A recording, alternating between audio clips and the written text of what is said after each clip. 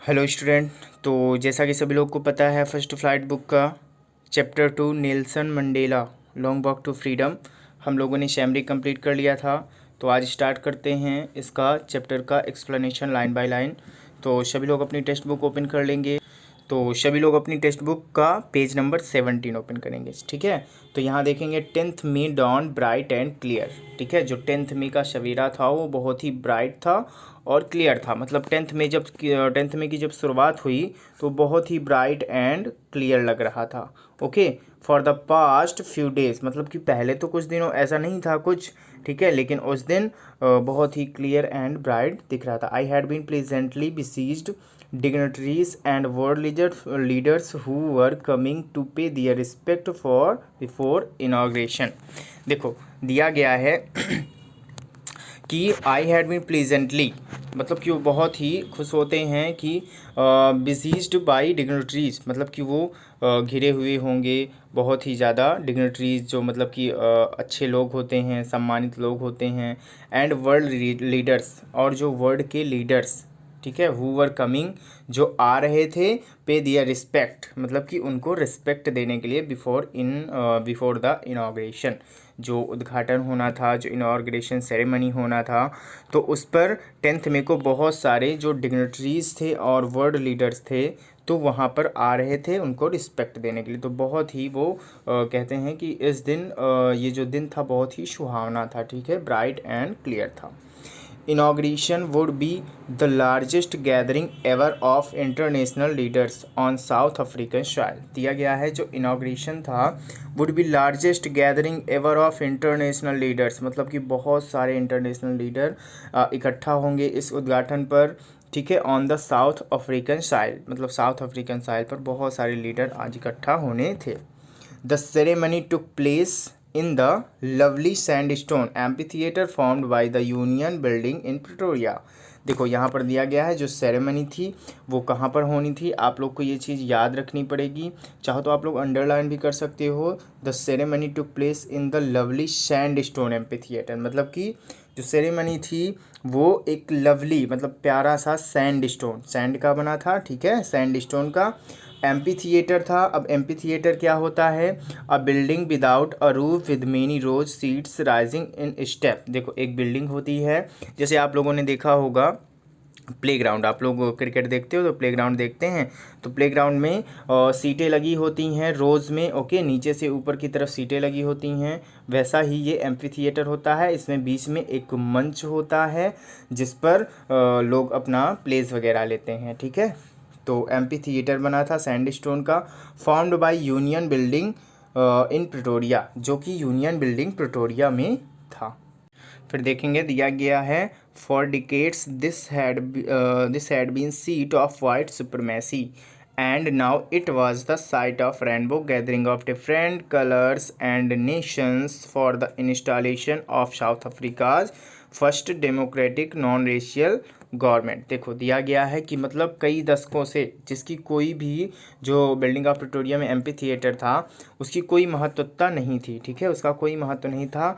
And now, और अब, it was the site of rainbow gathering, मतलब अब वहाँ देखो तो आज के दिन क्या था 10th मई को, कि वहाँ पर बहुत सारे कलर इकट्ठा थे, साइट ऑफ रेनबो, ठीक है। ऐसा दिख रहा था जैसे कि रेनबो का कोई दृश्य हो, ऑफ डिफरेंट कलर्स, मतलब उसमें बहुत सारे कलर्स है। देखो पहले क्या होता था कि वहाँ डिस्क्रिमिनेशन होता था वाइट एंड ब्लैक पीपल के बीच, ठीक है।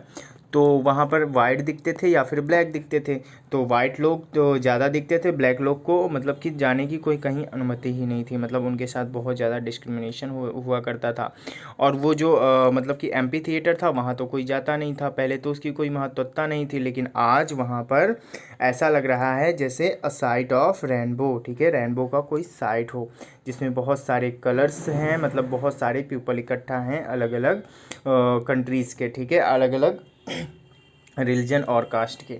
Nations for the installation of South Africa's first democratic. देखो दिया गया है अब किस लिए इकट्ठा हैं ये लोग, कि मतलब साउथ अफ्रीका में फर्स्ट बार डेमोक्रेटिक इलेक्शन हुआ था, ठीक है, तो उसकी नॉन रेशियल गवर्नमेंट चुनी जानी थी, ठीक है, इस्टेब्लिश होनी थी। नॉन रेशियल गवर्नमेंट मींस मतलब कि अब ऐसी गवर्नमेंट चुनी जाएगी जहाँ पर कोई भी रेसिस सिस्टम वगैरह नहीं होगा, ठीक है, डिस्क्रिमिनेशन नहीं होगा। देखिए देखते हैं। On that lovely autumn day I was accompanied by my daughter जरानी।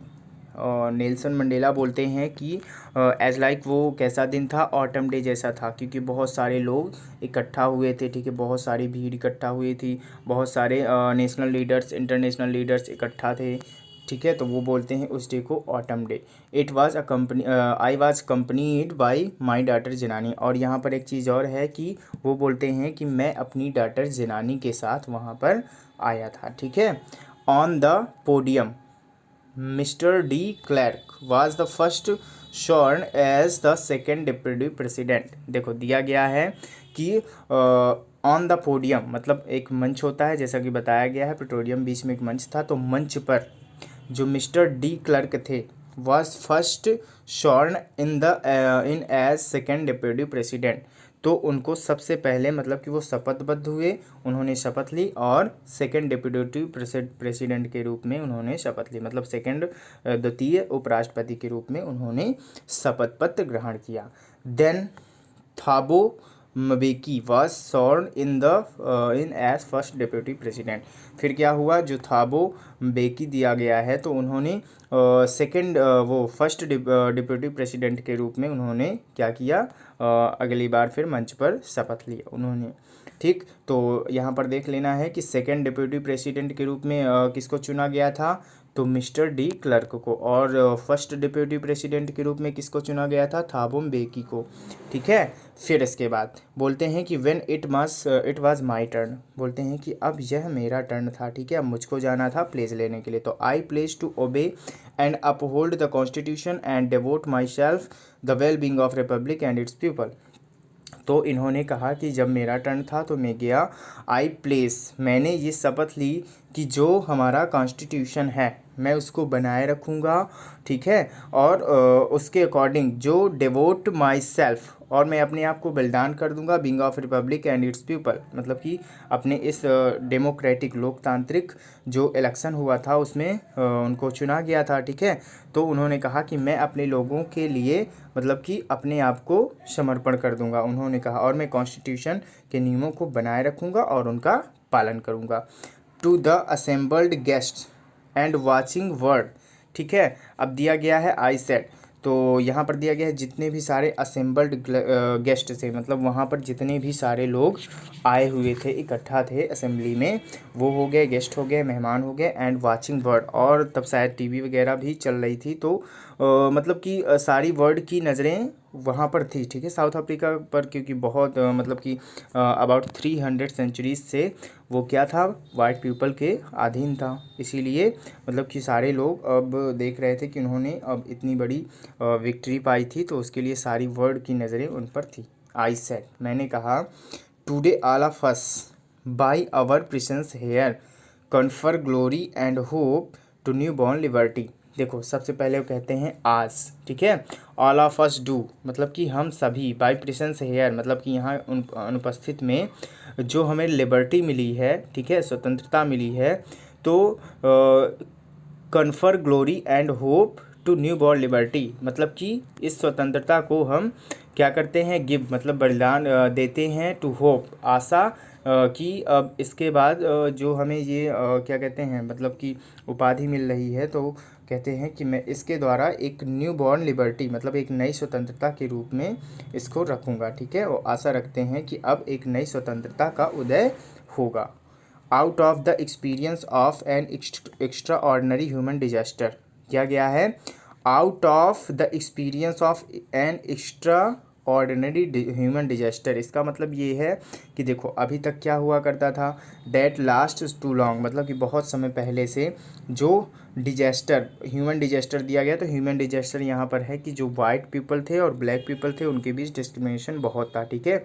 तो बहुत सारे डिस्क्रिमिनेशन थे जो बहुत सालों से होते चले आ रहे थे, तो उनको नेल्सन मंडेला ने उसको ह्यूमन डिजास्टर कहा है, ठीक है। एक्स्ट्रा ऑर्डिनरी मतलब कि बहुत ज़्यादा बहुत दिनों से चला आ रहा था, और आज ये हमारा क्या होता है, दैट लास्टेड टू लॉन्ग, और लंबे समय के बाद आज ये ख़त्म हो जाता है।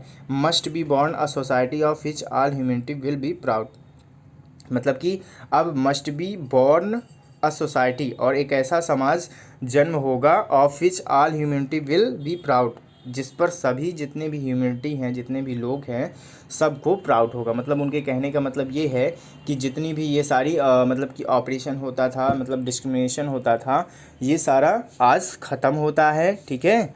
तो आज के बाद जब एक नया नेशन बनेगा, मैं एक नया नेशन मतलब कि बनेगा, सब लोग देखेंगे, पूरी ह्यूमैनिटी उस पर गर्व करेगी।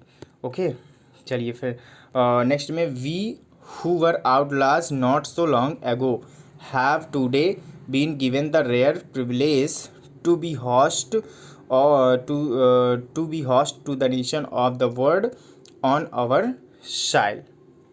तो वो कहते हैं कि वी मतलब हम, वर आउटलास मतलब इन्होंने इसलिए कहा है क्योंकि जो पहले कंट्री थी इनसे मतलब कि रिलेशन ख़त्म कर चुकी थी, ठीक है। जो इन बहुत सारी कंट्रियों में यहाँ पर वो होता था, रेशियल डिस्क्रिमिनेशन होता था, तो जो कंट्री थी आसपास की, तो इनसे अपना संबंध हटा चुकी थी, जिससे इन्होंने कहा है कि वी वर आउटलास, हम आउटलास थे, नॉट सो लॉन्ग एगो, अब ज़्यादा दिन तक नहीं है, ठीक है। मतलब पहले तो थे लेकिन अब नहीं।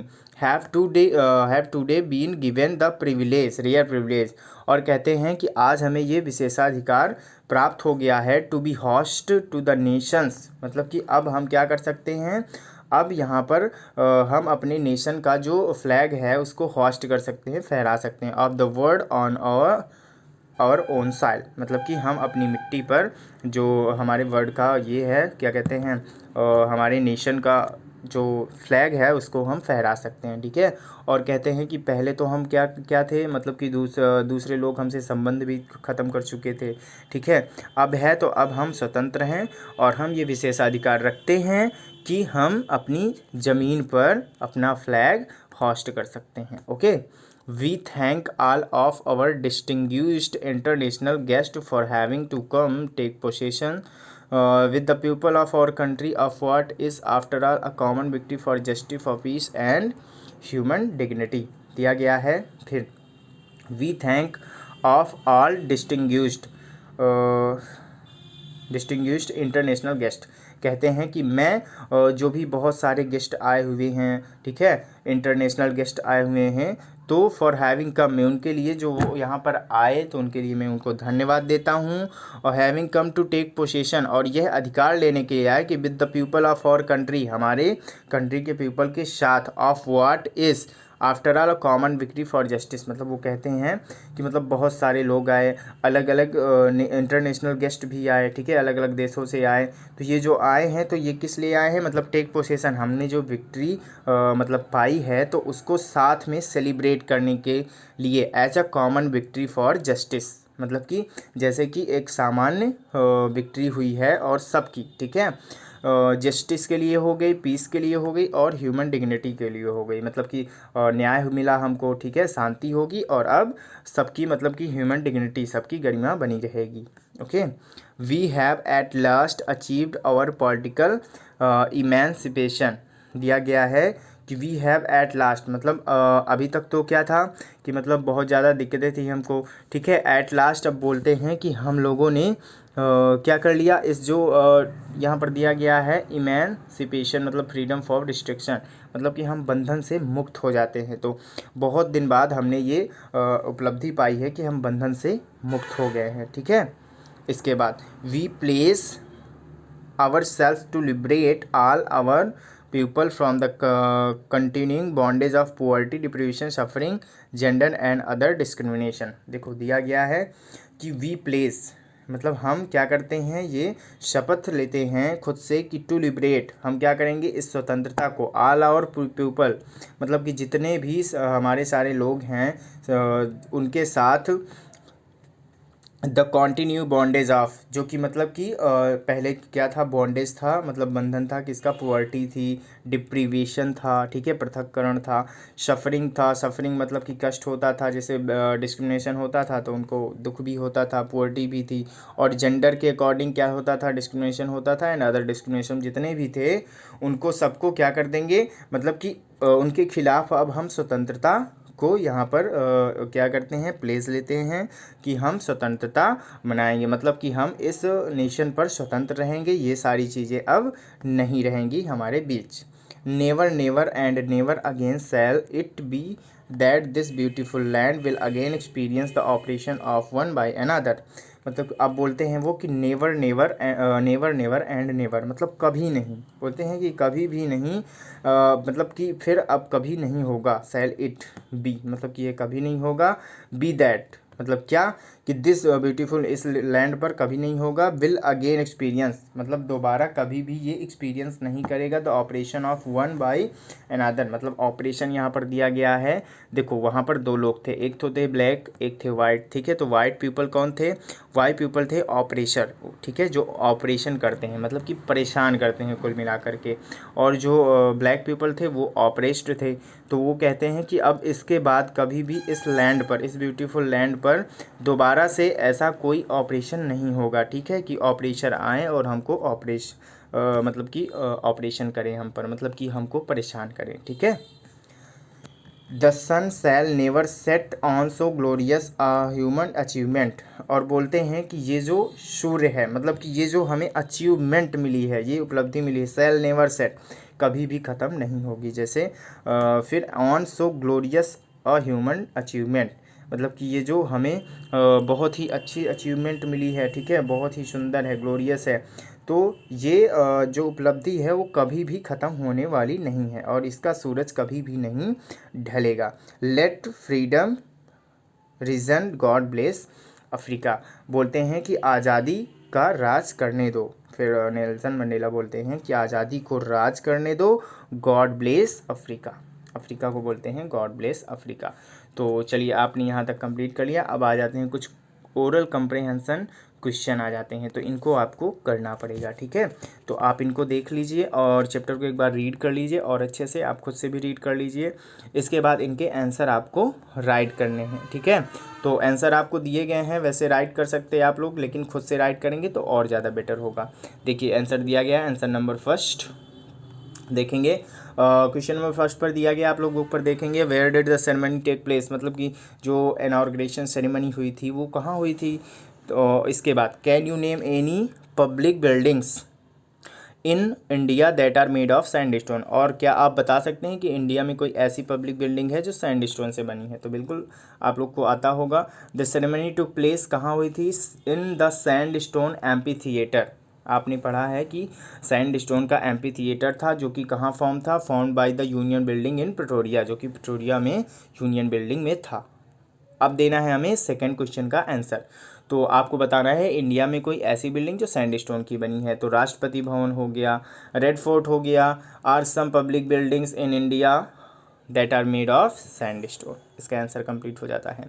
अब सेकंड क्वेश्चन देखेंगे, सेकंड क्वेश्चन पर दिया गया है can you say how 10th May is an autumn day in South Africa, 10th May को ऑटम डे नेल्सन मंडेला ने क्यों कहा था, तो 10th May is an autumn day in South Africa as a large number of international leaders, मतलब कि क्या हुआ था कि बहुत सारे इंटरनेशनल लीडर्स थे जो गैदर्ड इन साउथ अफ्रीका साइल, या फिर साउथ अफ्रीकन साइल, या फिर बोल सकते हो साउथ अफ्रीका, तो जो कि साउथ अफ्रीका में इकट्ठा हुए थे to celebrate the establishment of the first democratic non racial government in South Africa, और किस लिए इकट्ठा हुए थे, टू सेलिब्रेट मतलब कि ये उनको बहुत ही उत्सव मनाना था, इसका इस्टेब्लिशमेंट मतलब कि स्थापना हुई थी किसकी, फर्स्ट डेमोक्रेटिक, मतलब पहली लोकतांत्रिक नॉन रेशियल गवर्नमेंट, जहाँ पर कोई भी रेसिस सिस्टम नहीं होगा, ऐसी गवर्नमेंट का क्या सेलिब्रेट करने के लिए, इस्टेब्लिशमेंट को सेलिब्रेट करने के लिए वो सब लोग इकट्ठा हुए थे, ओके, तब उन्होंने मतलब कि सारे लोग इकट्ठा हुए थे तो इसीलिए उन्होंने कहा कि यह एक ऑटम डे जैसा लग रहा है 10th में। अब क्वेश्चन नंबर 3 पर दिया गया है at the beginning of his speech Mandela mentions an extra ordinary human disaster, what does he mean by this and what is the glorious human achievement he speaks of eight the and. चलो इसको देखते हैं। तो at the beginning of his speech that Mandela mentions an extra ordinary human disaster. Mandela ने अपनी speak में beginning में बोला था कि ये जो ह्यूमन डिजास्टर के रूप में ये आपदा थी, मतलब कि बहुत ज़्यादा आपदा हो रही थी, मतलब उसी को बोला था कि बहुत ज़्यादा रेसिस्ट सिस्टम होता था, डिस्क्रिमिनेशन होता था।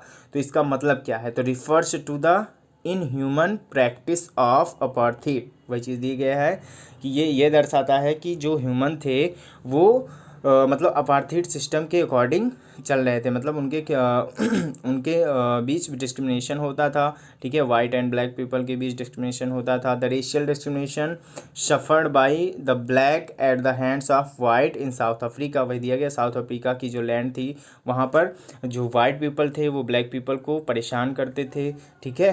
उनके बीच बहुत ज़्यादा डिस्क्रिमिनेशन था।